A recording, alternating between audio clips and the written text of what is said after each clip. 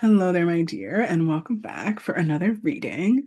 Um, I'm excited to do they're saying like a quick oracle card reading from the Earthcraft Oracle Guidebook.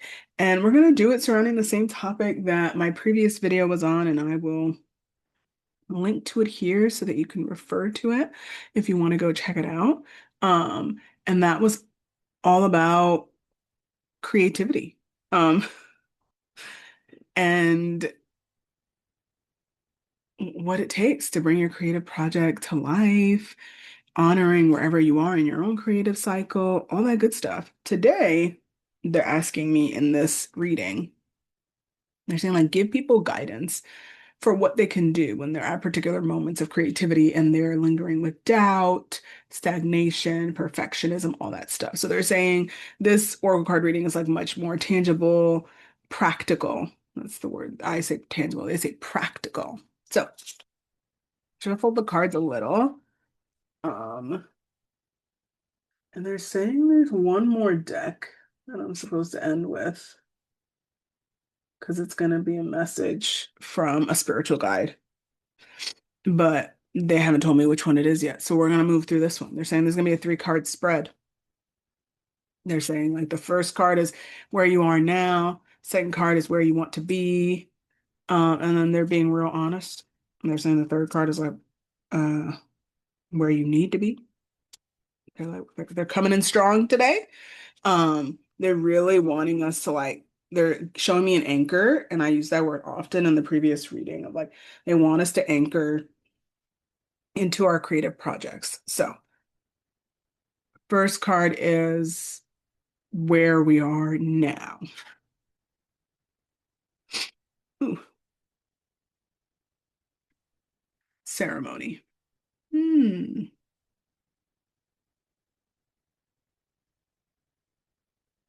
Sorry, sometimes like this is why I love Oracle cards. Like I'm sometimes just like taken aback by the beauty of the detail of the card. Because the moment I opened it, what I saw was like the huge sun behind her. And then I saw her like in stillness. And of course, right, there's like a bunch of things down the middle. I'm assuming to signify like all the chakras. So what's coming in is they're saying like, how do you anchor into the present with a sense of like ritual and ceremony with your creative project? Because once you can acknowledge that and you can be with wherever you're at, and they're saying like once you can, sorry, like the message comes in fast. And so I'm just trying to grab it before it goes. They're saying like sometimes we anchor into the present and we're like in the mud of it and we don't honor like the sacred of that particular moment we're at with our project. And that's what they're asking you to do practically is like, where are you at in your project? How can you honor the sacredness of where you're at? Because it's calling for you to like literally honor that sacredness. And so they're saying for that, that means like if you're lost amidst ideas because you haven't yet chosen one to move forward with, like there's a level of sacredness in that. There's a level of like like being amidst the beauteous bounty of ideas. Like all of that came from them because I was like, I have no idea sometimes what they're coming through with. But they say once you can just say that, once you can admit that to yourself, once you can just like they're showing me like a sheet of paper based on whatever your medium is, however you create, like, could there be a way for you to be like, where am I at right now in this creative project? Where am I at my creative process? And what is really sacred about that? Because even when you're lost amidst ideas and you don't know which one to choose, and you're just like exploring all of them, and you're like, oh my God, it's like a bounteous batch of riches. It's like, wow, like that's freaking beautiful. Can you imagine? Like if you just took a moment and took a step back from being in the midst of that, then you get to acknowledge, like, wow, I'm the being that's channeling all this amazingness and these batch of riches like wow, what this is amazing, right? They're like, how do you anchor into wonder? How do you anchor into gratitude for the particular moment in which you're sitting right now in your creativity and honor it as sacred? And they're also showing like if you're almost done with your project, then like how sacred is that for you to be nearly done but not done? It's like what is that, like what does that feel like? What does that show you? What does that reveal to you about? how you work on creations, who helps you with them, how you like to birth them into the world. They're like sometimes honoring the sacred is just like literally being in a space of like, they're saying like absolute gratitude for yourself, for the divine, and for the thing that you're creating.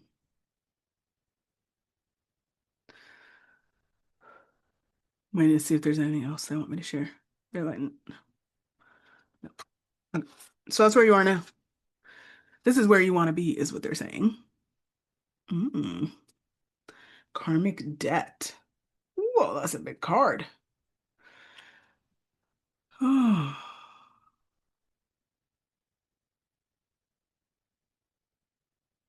Hmm.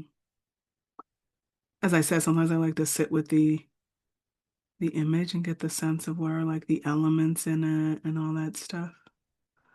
Um, and the spirals continue here, as they do in a lot of Oracle card decks, but in our previous reading, the spirals were there too.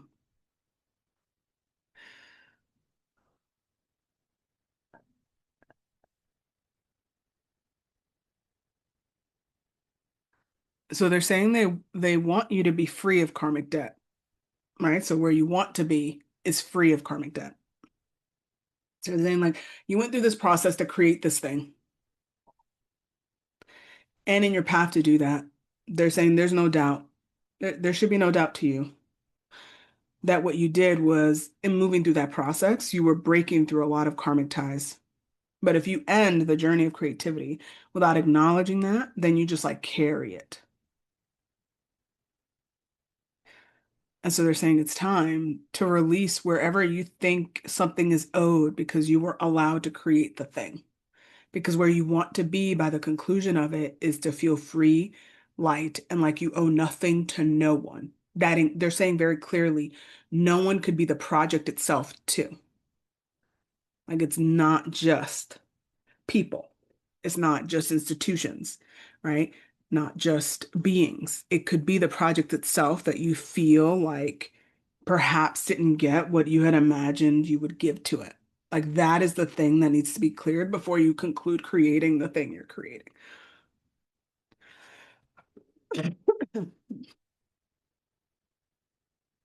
I said in my last video, it's been like a couple weeks since I've channeled, and they're saying it's a reminder to tell you all, like that's my karmic tie that I'm breaking as I keep doing videos, is this voice.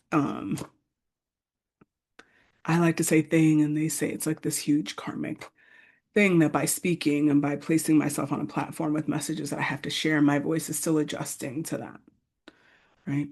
And then I get to, they're reminding you, reminding me that like I get to be here, I get to keep doing this as I work through that because they're saying you like to imagine that just like the creation of the thing will make you feel free at the end. But until you acknowledge like the power of what it is you're creating and what it takes for you to create it and why you were chosen to create it, like you just won't understand like the grandiose, they're saying like the grandiose plan, like you won't get it. And they're saying like that's what people don't understand. Is that sometimes people imagine like a karmic tie, even karmic debt is like paid and it's like complete one time. But it's not the case, which is why they're having my voice keep working up. It's like they want to show you that even as I work towards like gathering my fluency and being able to speak as a channeler, right? What I know I'm here to do. Like it's not gonna be like smooth sailing. Like I can't wait until I feel like I'm ready. Because then otherwise I would probably never publish any of these videos, especially the ones I did like for this week. Because there's just so much in there.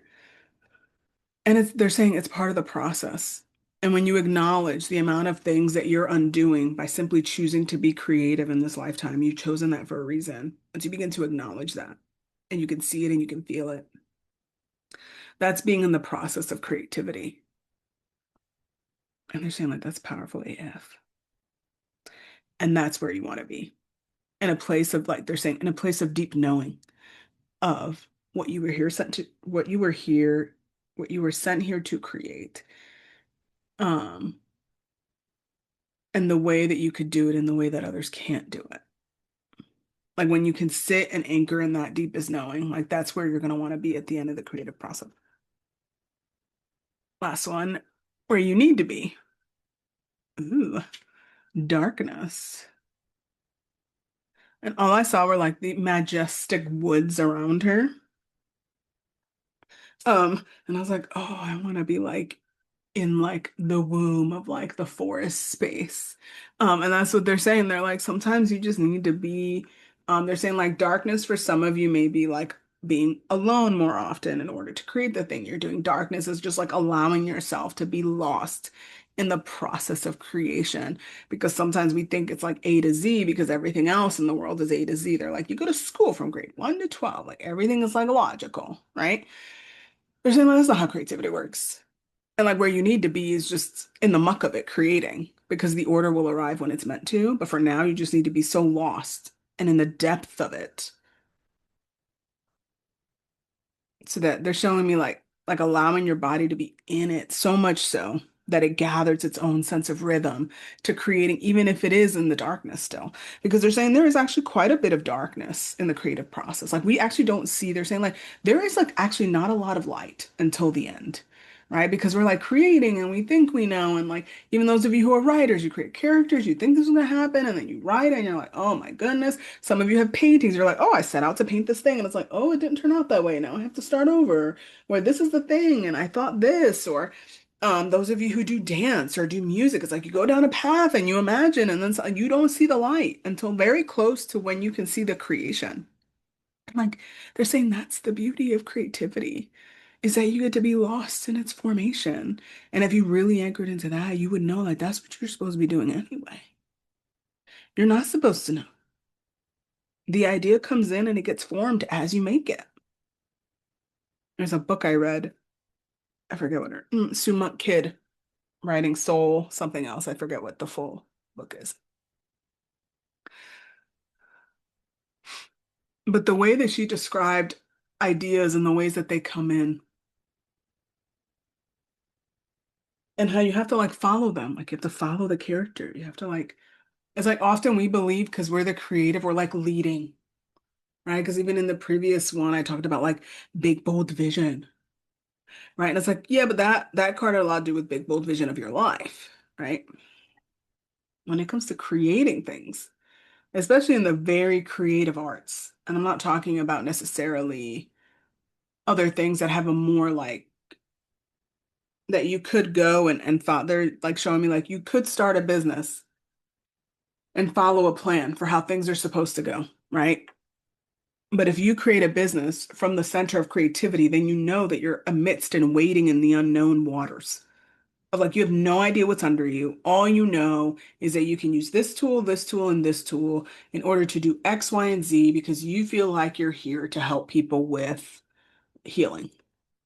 And they're like, and then you got to keep working it in order to get enough light to be like, oh, that works, or like this feels good to do, right? If you do business from that perspective, many people don't. They don't look at it as like a creative like thing. And so they're saying like for those of us who do things from that perspective of creativity, whether it's business, whether it's like they're showing me like all the things. That's why I took a big deep breath. I'm like, okay, I see it. Like, the dancer to the painter to the writer, to the musician. Um, and they're showing me like so many other things that are also creative that people make with their hands. And they're showing me like food and they're showing me like jewelry. They're like, for those of us who are creatives at heart and always in the process of creation, this is what it always needs to be. We need to be in it enough before we get enough clarity as to what we're making all the time. Because it's never that clear in the beginning. You think it's clear to you in the beginning, and then you get started. And then you just like, if you do the creative process right, you just let yourself be taken by it. And like, they're saying like, that's the freaking beauty to creating. If you practically have not allowed yourself to surrender to the process of creativity, like they're saying it's time. Like, it's time. It's time for you to release the notion that you know exactly how the thing will turn out at its completion. The beauty is that you don't know. And the beauty is they're showing me like the beauty is that you have tons of sketches. The beauty is that you have several drafts. The beauty is that you create things you never thought you would create that you don't use now, but maybe you'll use later for another project. And that's the truth of walking the path of creativity. That it isn't, um, it just isn't logical in that way. And they're saying like when we want to monetize it, sometimes we want to apply that logic to it. And they're saying that logic can be applied for monetization, but it can't be done in the beginning because then you lose like the real heart of what you create anyway, because you're too in it for the money. And if you're here and you clicked on this video, you're not. You're not in it for the money because I don't attract people who are like that because I'm like nowhere near that. I attract the people who create the thing because, of course, they want to be abundant, they want to be financially sustainable, but they also want to create the thing the way it's meant to be created for the people who are meant to have it because it brings them like a great deal of joy and soul fulfillment to do so.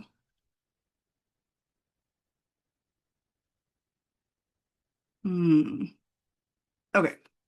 I think they're saying I'm supposed to have a message.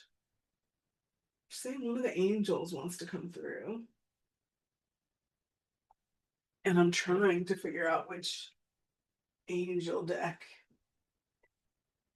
Ooh, but I'm gonna feel into this. Sorry. Usually it's just one deck, but today they're like angels. Angels want to say stuff. Hmm, okay. They're having me pick from one of Kyle Gray's decks. This one's called the 22 Archangels Oracle, the smallest oracle deck I have. But they're saying the angel wants to come through, and I am meant to read something from the guidebook. Hmm, okay. Maybe two angels. We'll see. All right. So, first angel, Raphael, clarity of vision. Be willing to see things differently to initiate healing and experience wholeness. Woo! Second angel, Gabriel. Oh, Gabriel. I say that only because Gabriel has come forward a few times today for me as I did my morning stuff. Divine emergence. Ooh. It's time to be seen. Don't be afraid of your power and gifts. Mm, Okay, so they want me to channel a message they have for you from each of those angels. And they want me to read from the book Gabriel's message. So the first one, Raphael, clarity of vision. Be willing to see things differently to initiate healing and experience wholeness. So the moment I felt that card, the knowing came in of like, you need to know that the thing you're creating is here to heal you. It's not just here for you to enjoy it, for you to like, like there's something in what you're doing. If you've clicked on this video and you're part of my community, to me, creativity is always like the most healing thing we could do for ourselves. And the thing you're creating is here to heal something in you. And they're saying, like, how can you acknowledge that and bring that into your process of creativity? Because it's time. It's time to acknowledge it. And they're saying they keep showing me this project of someone who's like doing something for the family. So you're not hoping to necessarily gather acclaim, because they're like, you, me, Raquel, like I've had dreams since I was a kid. I want to win a Pulitzer. I want to like be published in Penguin. Like I want people to be with my words, because I'm crazy about words and ideas and all that stuff. And they're like, that's you. And then there's a whole batch of other people who just want to give voice to an experience they don't see in books, but they don't necessarily want it out in the world. They just want it for themselves and for their family. Or they're like, there are those people who want to create things, but they're not here to necessarily say, like, I'm going to be famous for these things. They just want to create them because they're creatives. And they're like, if that's you, they keep showing me somebody with a project of like giving life to their family story in published book form, whatever that means, whether it's self-published or published with a small publishing company. They're saying like that gets to be part of the healing too. Like you maybe be here because you want to create things and you want to build a business on, but you could just be here because you know there's something for you to create, and they're showing me someone else like creating like a dance, uh, as part of like a dance company, and that like sometimes the dream and the thing you're creating heals something in you that is being called to be healed. But they're saying if you don't have that level of awareness, right, and you don't gather clarity on that, then you can't enjoy the healing because you're too knee deep in the creativity. So know that that's also part of what you're creating. You're healing something in you. And they're saying, and that's what begets even more healing. The more you heal yourself in order to develop the thing you're creating, the more it gets to heal other people that it touches.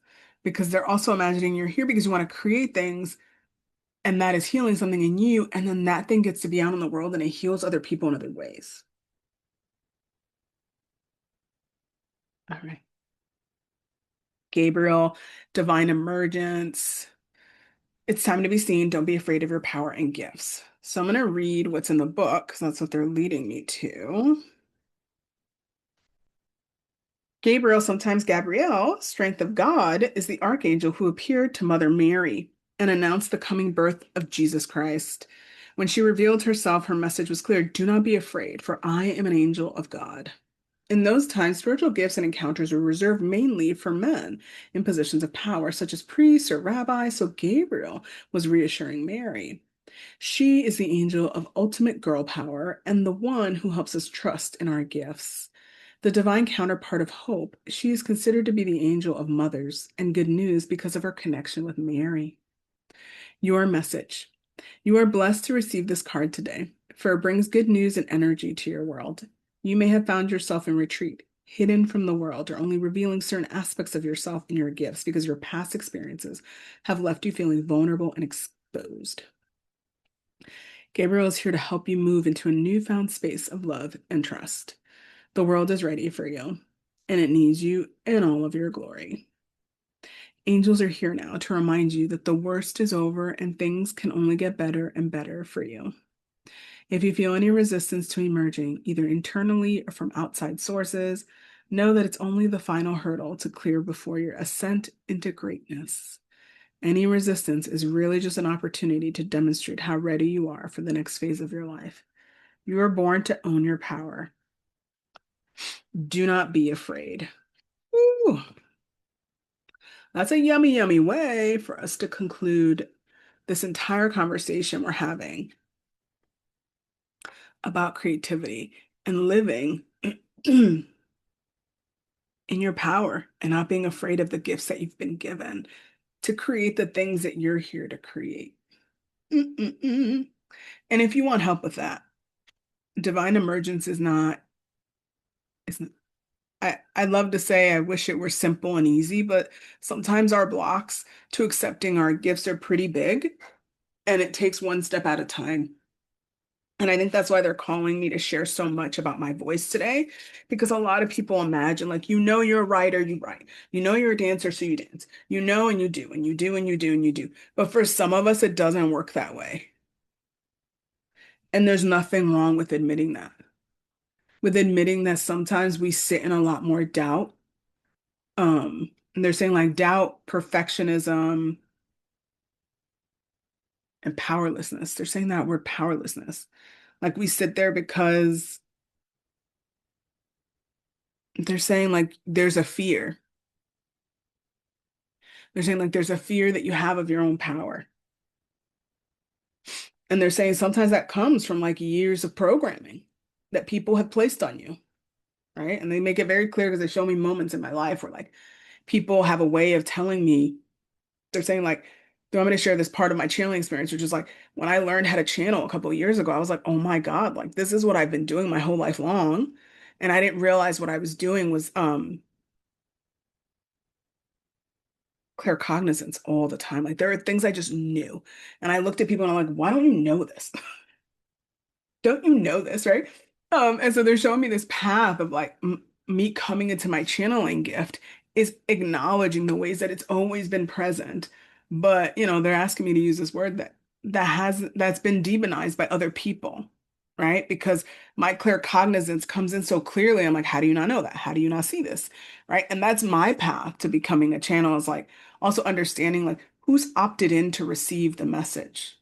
Because when you're growing up and you're just like existing in the world as a child, you don't really understand your spiritual gifts. And claircognizance and clairsentience are gifts that I just never understood, but they were always there. And then I would use them because I'd be like, well, of course you should know, right? Like, I mean, there's a reason I pursued years and years and years in higher education, right? It's because I am fascinated with knowledge.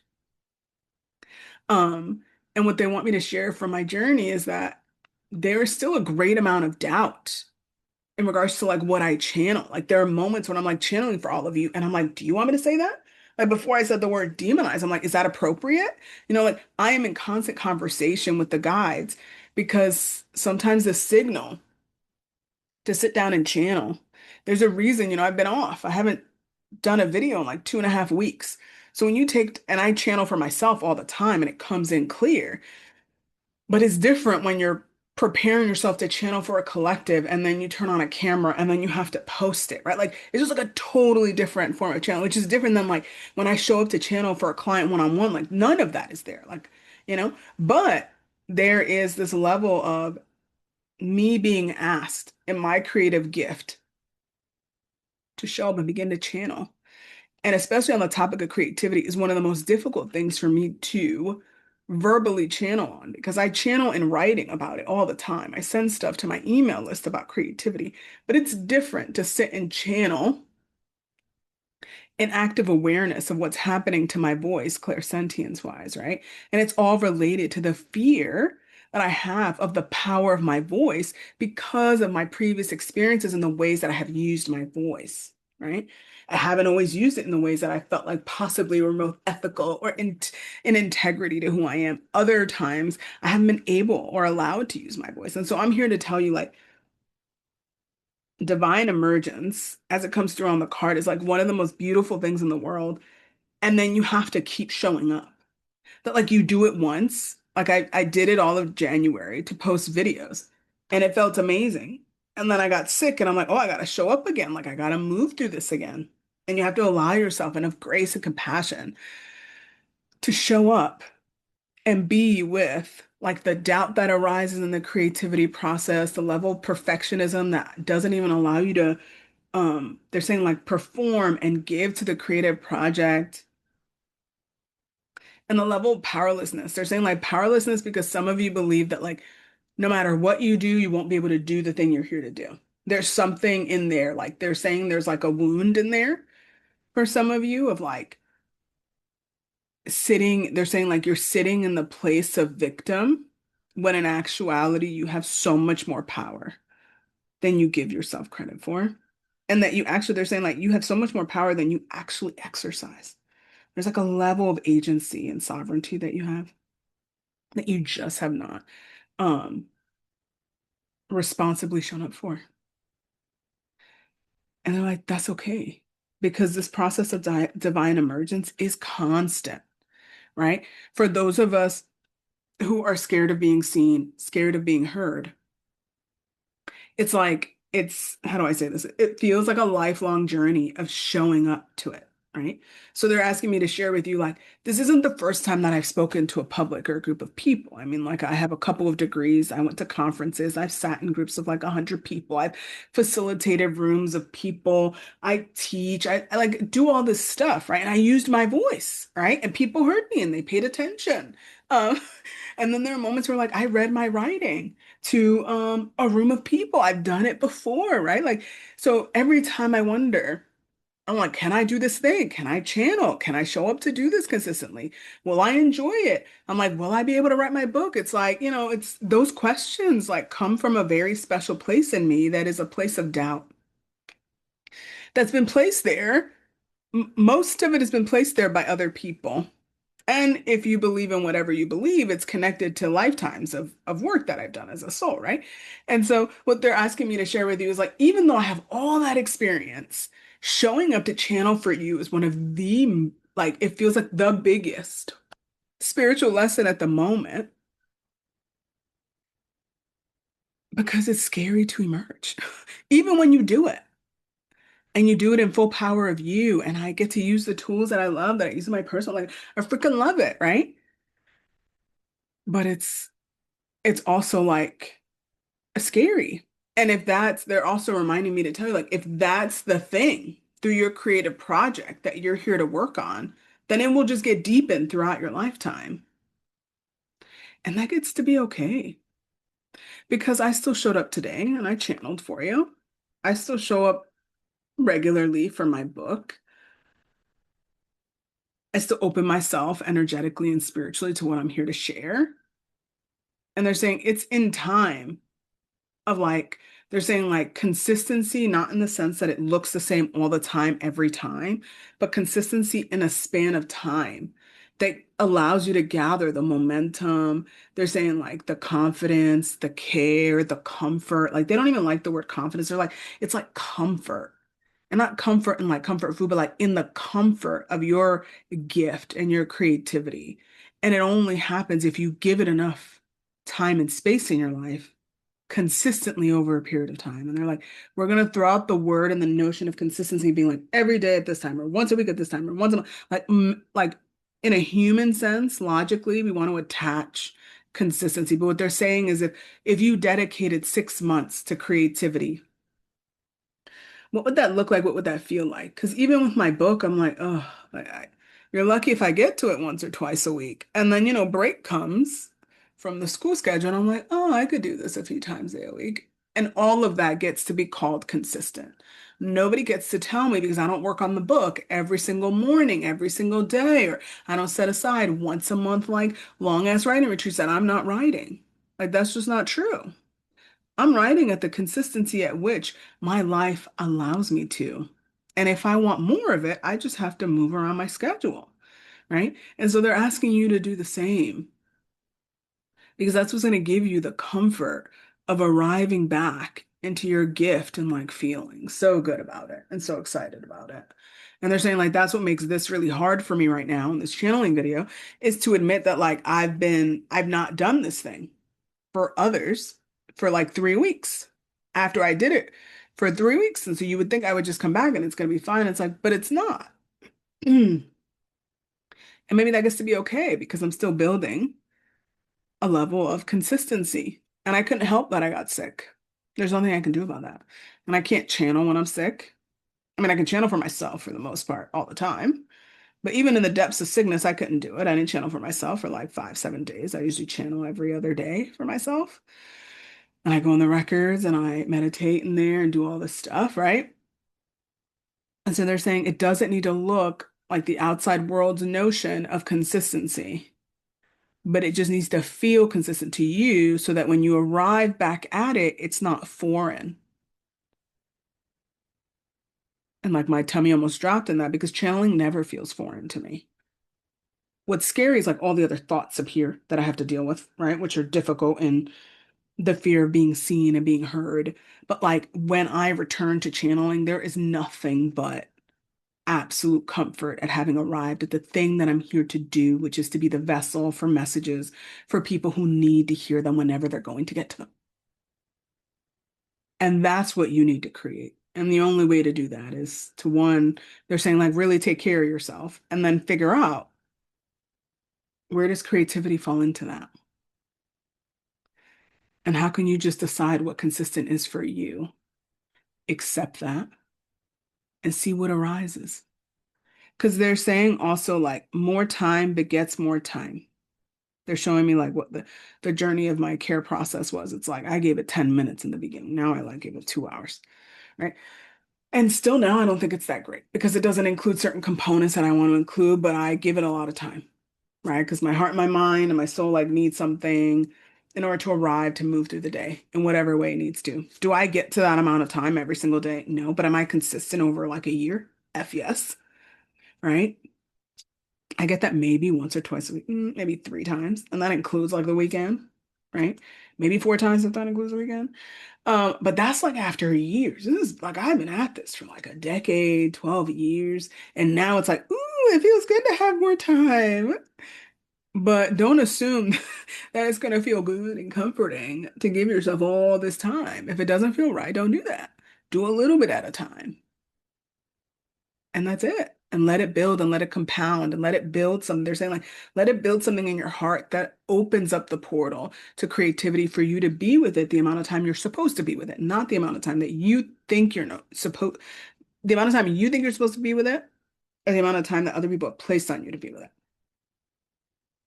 And they're saying for some of you, it might be helpful to sign up for like a really structured environment with creativity that sort of forces you to show up all the time. They're like, this is why I was in school for so long. Like it forces me to show up for the craft of writing in different ways and take different classes. And it has a deadline and it has a form. And then it's like sometimes you need the outside to create the cycle, but some of you don't need that. And some of you do need that. Sometimes some of you need to be in spaces with other people doing what you're doing, um, and placing it on your schedule like it's a non-negotiable.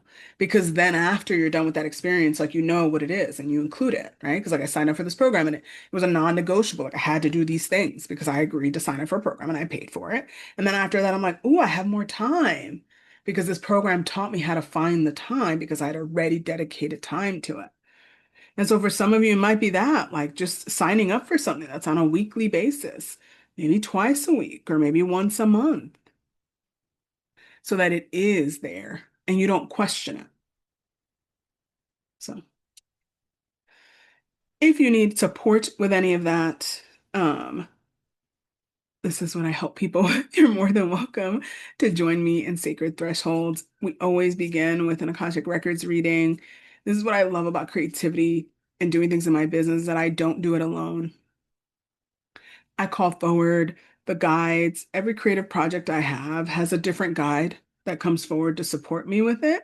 And then every project I work on has like a certain energy to it. And so I work with that. It's just to show you there are tools that may help you move through the process of creating something that you really want to, that don't always have to be so like habit and world based, that sometimes the energetic and the spiritual open things up in ways that nothing else can.